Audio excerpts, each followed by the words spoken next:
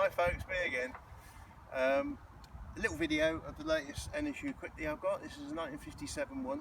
It was a barn find, and done a bit of work on it. I've put new wheel rims on it. I'm leaving the paint as it is. Next day I might want to repaint it, I don't know, or leave it as it is. It looks quite good. Now I've just got this MOT'd. You don't have to MOT them these days, but the registration on it, I've been offered quite a bit of money for it. So to transfer it to a car, you have to get an MOT.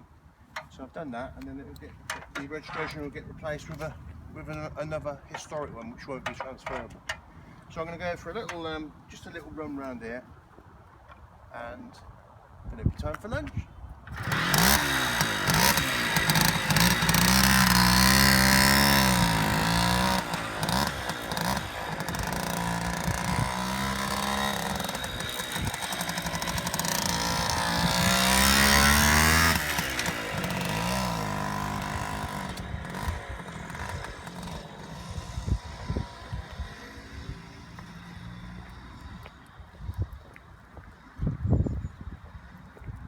He's coming back, I think.